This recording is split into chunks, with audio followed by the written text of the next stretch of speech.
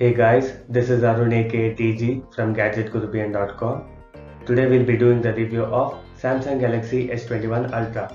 It is a premium flagship device from Samsung which launched in India for Rs 1,05,999 and will be available starting 29th of this month.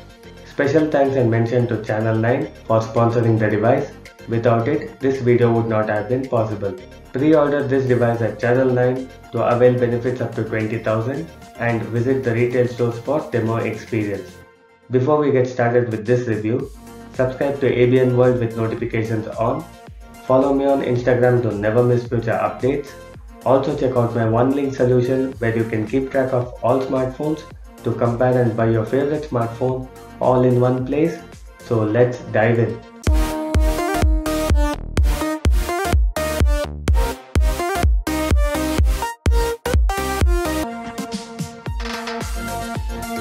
The box content, just like the S21 Plus, includes the device itself, Type-C cable and SIM tool.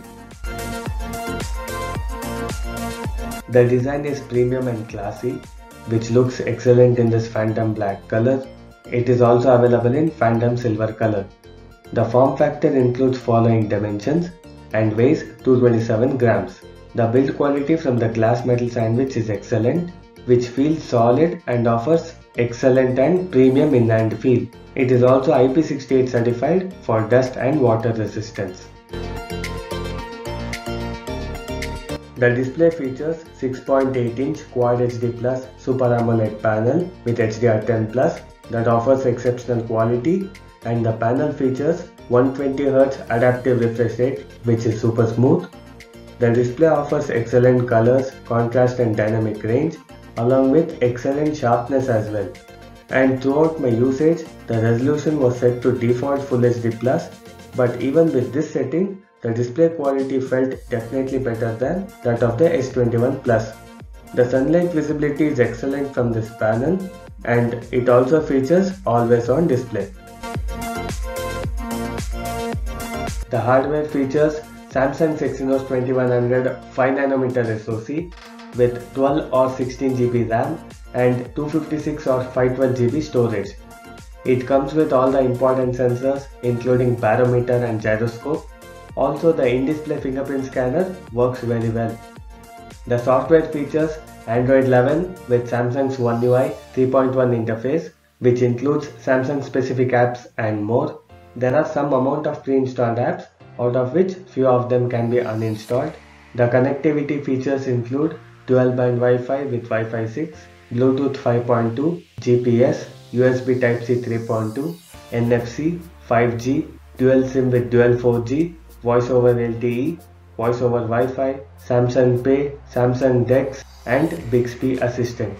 It is also the first S-series smartphone from Samsung to support stylus functionality, which is excellent. The audio quality from the stereo speakers and via Bluetooth earphones is excellent, which is better than S21 Plus. The volume level is excellent from the stereo speakers, but could have been slightly higher in the Bluetooth earphones.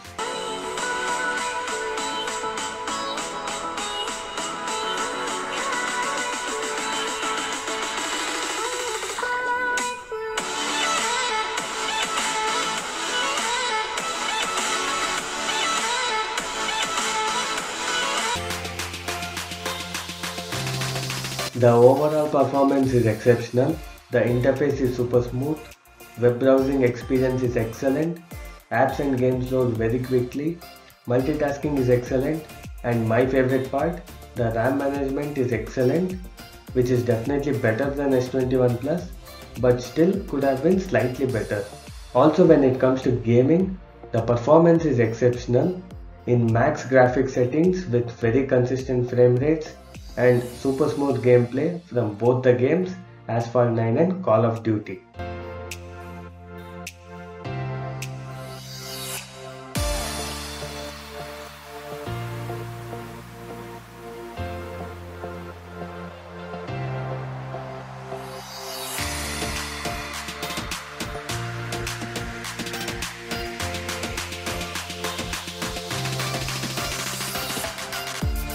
The quad rear camera features a 108MP primary lens with f1.8 aperture, a 10MP telephoto lens with f2.4 aperture, a 10MP periscope telephoto lens with f4.9 aperture, and a 12MP ultra-wide lens with f2.2 aperture, while the front camera features a 40MP primary lens with f2.2 aperture.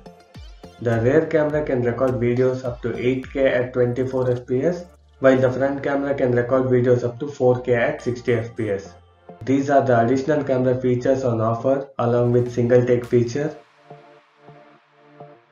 In daylight, the camera performance is exceptional with plenty of details, colors and dynamic range.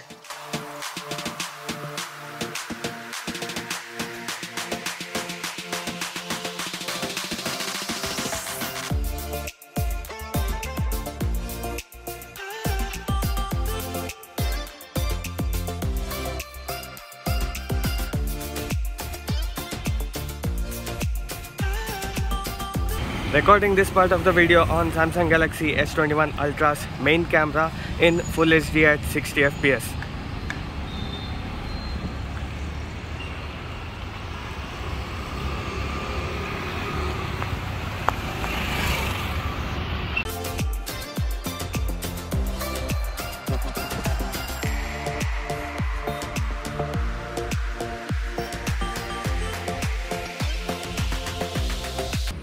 Recording this part of the video on Samsung Galaxy S21 Ultra's front camera in Full HD at 60 fps.